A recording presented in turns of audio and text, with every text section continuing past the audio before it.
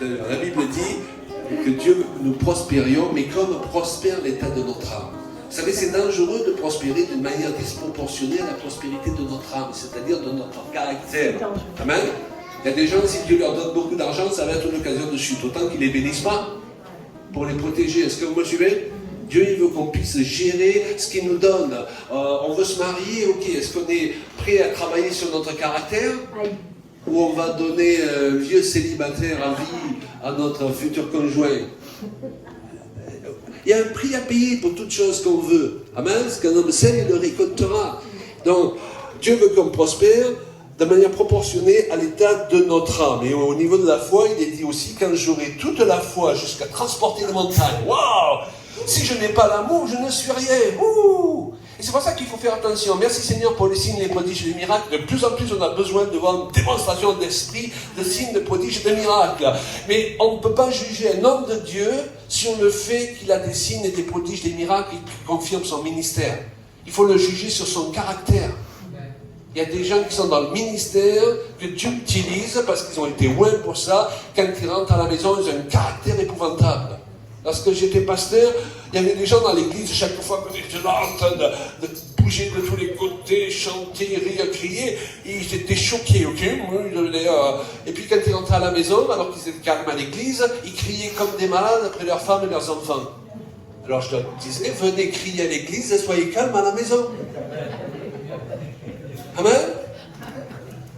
Parce que ce que tu es, ce n'est pas le dimanche matin, là, en levant les mains, merci Seigneur pour le dimanche matin, mais le dimanche matin, tu dois amener ce que tu as vécu dans la semaine. Est-ce que vous comprenez? Et aujourd'hui, plus que jamais, Dieu veut qu'on prêche ce qu'on vit et qu'on vive ce qu'on prêche. Parce qu'il y a toute une partie du peuple de Dieu et des non-croyants qui en ont assez de voir des chrétiens dire des choses qu'ils ne vivent pas à la maison. Et on l'a dit hier soir, de toute façon, ma première église, c'est ma maison. Un pasteur, il traitera toujours son église comme il traite sa femme. Amen? Il te traite bien jusqu'à... Et c'est pareil dans les politiques, hein? Parce qu'on amène ici ce qu'on est à la maison, vous comprenez?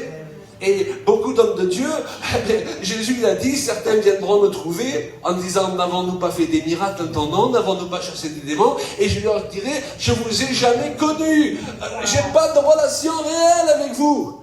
Finalement, vous utilisez le Saint-Esprit au lieu d'être utilisé par lui.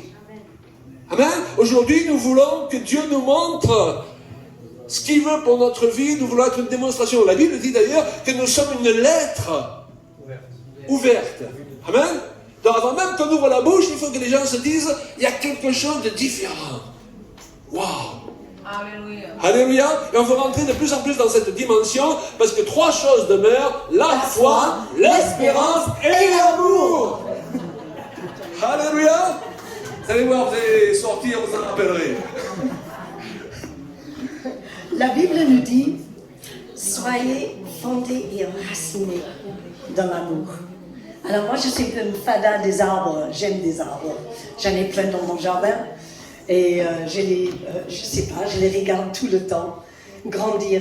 Il y a certains que j'ai semés, je les ai achetés, ils sont morts.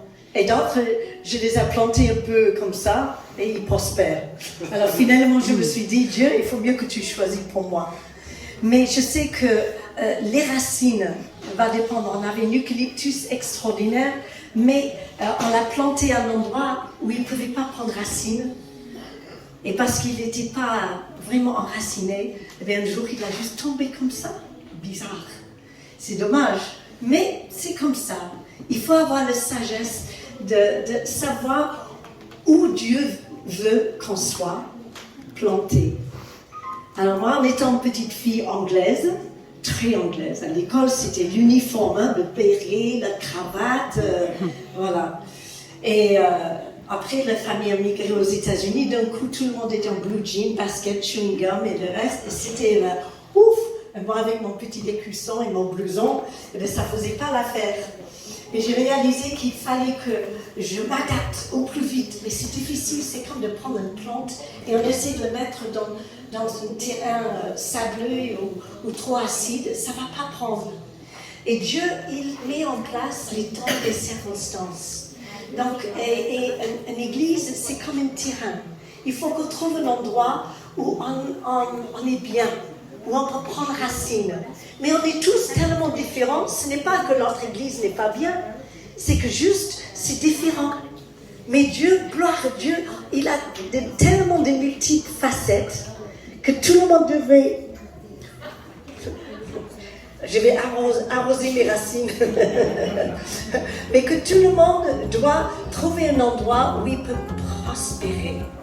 Mais dans la parole de Dieu, ils disent, voilà, je prie afin que vous soyez fondés et enracinés dans l'amour de Dieu.